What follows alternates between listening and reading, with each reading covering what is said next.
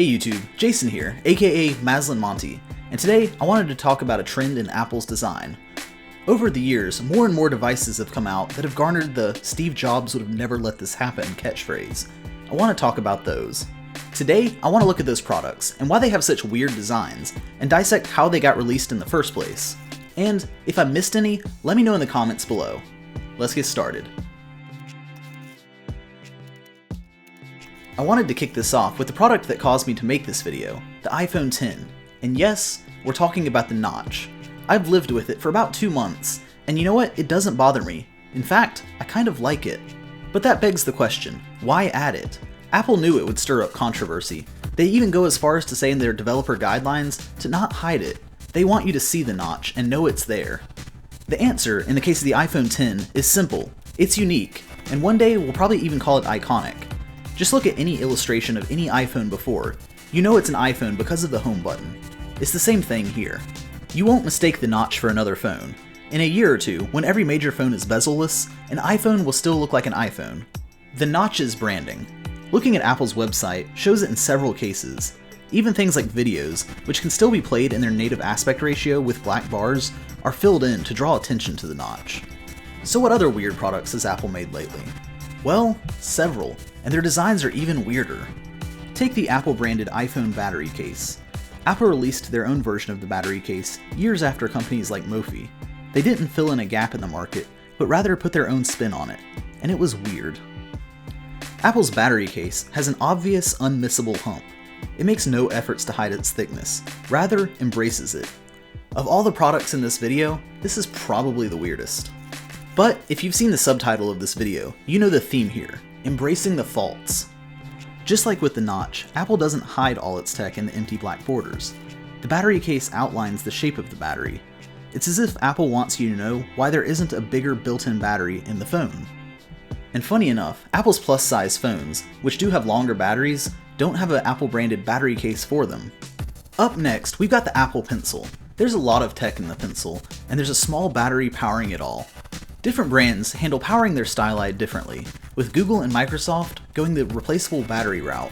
But Apple sees things differently, because of course they do. While having a rechargeable stylus is cool, the execution is anything but.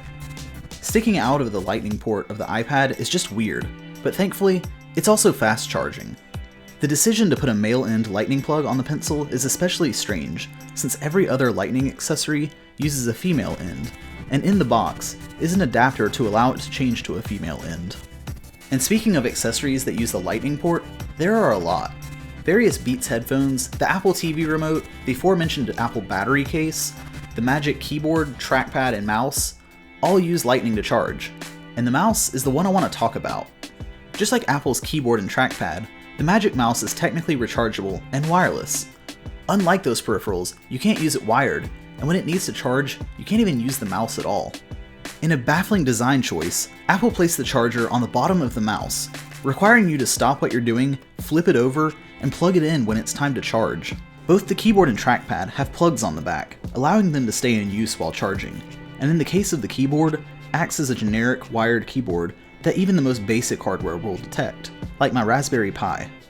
So why doesn't Apple place the lightning port where it's accessible in use? My Razer mouse from like 7 years ago has this feature, and it's great. And this is the one question I don't have an answer for. Apple clearly favored form over function in this instance, and the general consensus on Apple's website tends to agree. So Apple has some weird designs, that should be obvious. What isn't as obvious is the why. These weird designs aren't compromises. Apple doesn't hide these flaws in their marketing material, rather they embrace it. Close-ups of the iPhone's notch and the Apple Pencil's charger are among the marketing images Apple uses for each of these products. And while both the battery case and Magic Mouse were silently announced, we can see Apple's head-first look at the flaws approach with the other products to a lesser extent. Case in point, the one-port MacBook. Apple spins it as a feature rather than an inconvenience. But why? Why does Apple give product oddities so much attention? The optimist in me wants to say they're being honest with their customers at face value, letting you know exactly what you get. But I know a few iPhone 6s owners with weak batteries that would say otherwise. So what is it? What are Apple's designers thinking to make products that are so different?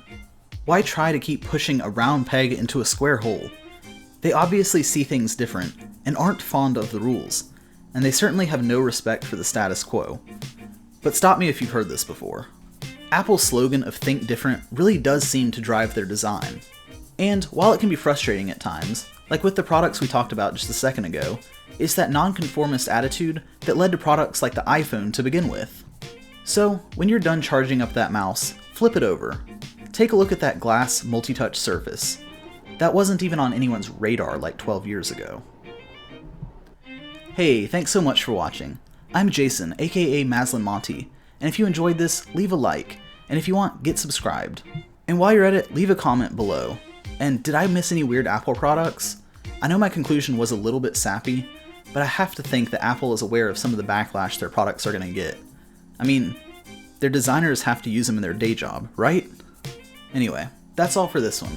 I'm Jason, aka Maslin Monty. Thanks for watching.